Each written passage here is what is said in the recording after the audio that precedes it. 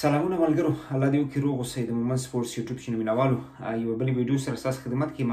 د ایمرجنګ کپ سیالیو څخه د افغانستان الف لوبډلې کیسه ختمه شوه. که ټول لوبو ته وګورو، بهترینه لوبې وشوې، ښې لوبې وشوې. افغانستان قسمت داسې و چې ویې نه کړی شو، ځکه دوه لوبې وګټلې. سریلانکا ته یې ماتې ورکړه، عمان ته یې ماتې ورکړه. بنګلادیش نه ګټل خو ممکنه په دې نه وه چې بنګلادیش نه موږ تمریني لوبې ونه وې ګټلې. نو دا د ځینو خلکو چې کوم غوښتنې وي او یا تمه وه، هغه زما په خیال باندې بې ځایه وه. نو ټول لوبغاړو ته ویل ډن، زبردست. ابراهیم ته، ریاض ته، نور علي ته، سلیم صافي ته، شاهد کمال چې د لوبډلې کپتان و، ټول لوبغاړو ته، کې شمول رانیر شي، بهیر محبوب ته پریکټس میچونو کې او په وروستۍ لوبه کې بهترینه انینګز ولوبه و. خو افغانستان ونه کړی شو او دا ټول بیرته سیسټم ته راګرځي چې آیا موږ هغه بیلنس سکواډ انتخاب کړی و؟ نه، په دې لوبډله کې آف سپینر نه و. په داسې حال کې چې زموږ دوه سیالۍ د سریلانکا او بنګلادیش سره وي چې دواړه لوبډلې ځان سره د خلاسو څخه زیات چپلاسي بیټسمنان لري او آف سپینر لوبډلې سره نه و.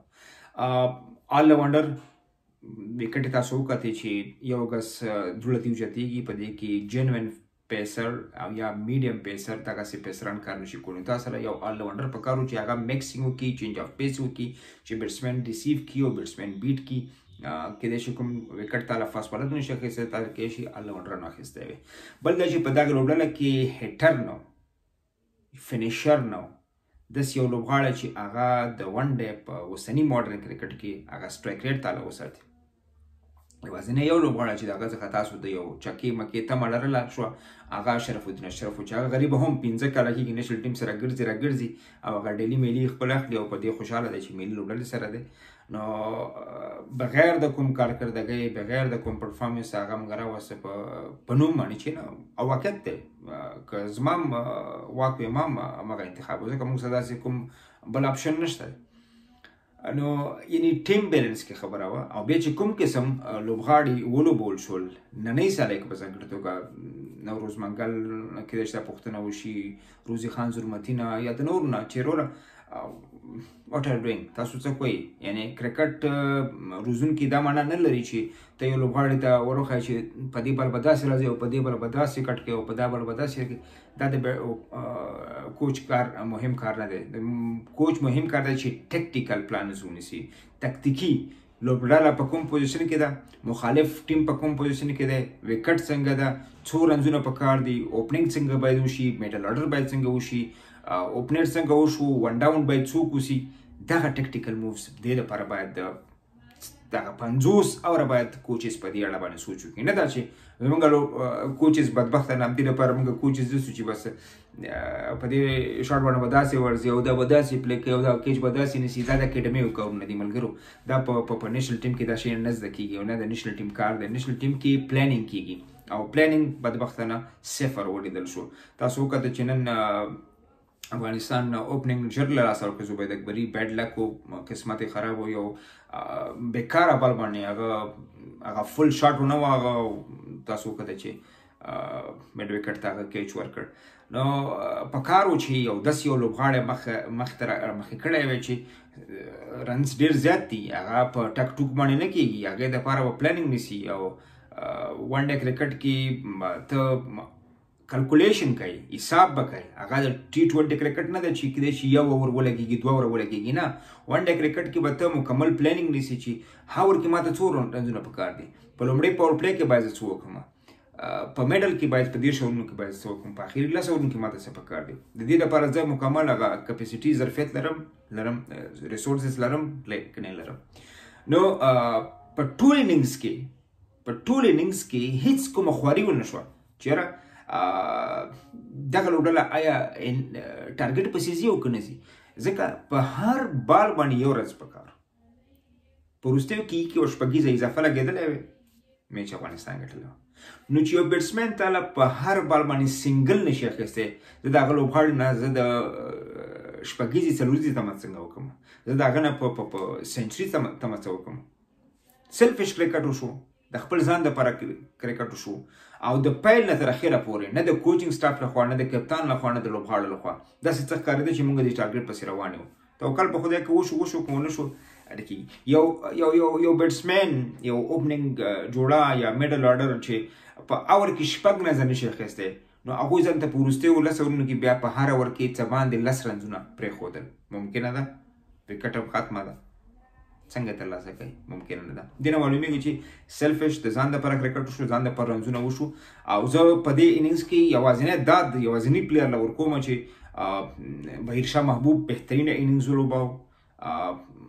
که څه هم خلکو دې غوښتنه کوله چې یاره شپږیزه ولې نشته څلوریزه ولې نشته دی د هغه پوزیشن د ایجابوي د هغه چې کوم ځای کې دا لوبه کوي هغه که تاسو غوښتئ د هغه نه استفاده وکړئ لانګ اننګز درله وکړي او څنګه نور بیټسمنان ولوبي هغه باید تا 1 ډاون راښکته کړی وي 2 ډاون دې راښکته کړی وي.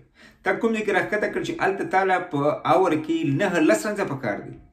آیا بهیر په ډومېسټک کې په دې لیول کې راښکته شوی دی؟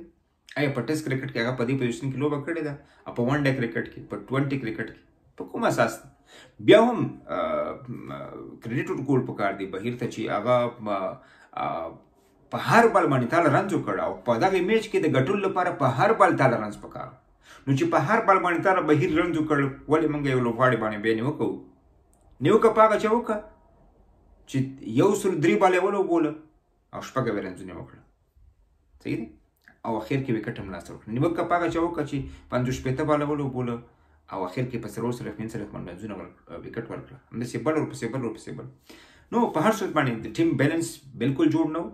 ټیم کې یوازې ښو لوبغاړو ته چانس ورکړل شوی و توازن نه و مراد شوی او د همدې وجې نه بیټینګ آرډر کې مسله بالینګ کې مسله سپین کې مسله مخالف ټیم سره په لوبېدو کې د هغوی په آوټ کېدو کې مسله ټارګټ پسې تللو کې مسله ځکه موږ دغه لوبغاړي بدبختانه 1 ډے کرکټ په کال کې یو ځل کې نیشنل ټیم کې لوبېږي نه نیشنل ټیم کې یوازې چکر دي او را چکر دي ټیسټ کرکټ لوبغاړي دي نو 1 ډے کرکټ د دوی لوبغاړو بیخي کم او کنسپټ د دوی 1 ډے کرکټ دوی سره نه و په ځانګړې توګه بیټینګ زیاده ونه کوم بالینګ ایکسپشنل و په ټول ټورنمنټ کې ابراهیم سلیم چې څرنګه بال وکړ ضیاء الرحمن اکبر چې کوم قسم بال وکړ نو بهترینه بیټینګ کې ډېر زیات کار پکار دی بیټینګ کې پلانینګ جوړول پکار دي ټیکټیکلز موو پکار دي چې مخالف لوبډلې ته په کتو باندې باید سلیکشن وشي او کم تر کم خپل سټرایک ریټ اوچت کړو. اوسني کرکټ کې په دې سټرایک ریټ باندې چې ته نه خپله 300 رنزونه کولی شي نه چا پسې 300 چیز کولی شي نو تا خپله میچ بایللی دی ځکه چې د دې هېڅ مجال نشته چې ته په دې بیټینګ باندې او په دغسې بیټینګ اپروچ باندې بیا ته لوبې وګټې. خو بیا هم یو ښه ټورنمنټ و ښه ایکسپیرینس و د افغانستان د لوبغاړو لپاره یو کرکټ بورډ یقینا چې زبید اکبري په څېر باندې ریاض چې کوم بیټینګ لري دغسې شاهد کمال ضیاء ابراهیم سلیم دا ټول د افغانستان آینده دي او بېلابېلو فارمټونو کې باید د دوی نه استفاده وشي. کوم لوبغاړو چې چانس ترلاسه نه کړ لکه الله نور شو بلال سمی یو لوبه کې راوستل شو دا ټول د افغانستان آینده دي او په دوی باندې باید ډېر زیات نږدې فوکس وشي او دوی ته نور سفرونه برابر شي. د کرکټ بورډ دا کار نه دی چې یوازې کرکټ نړیوالو شروع د کرکټ صحیح شروع ټورنمنټونو ته وګوري اوس دغه لوبډلې ته ډېر زیات ایکسپوژر پکار دی ډېر لوبې ورته پکار دي.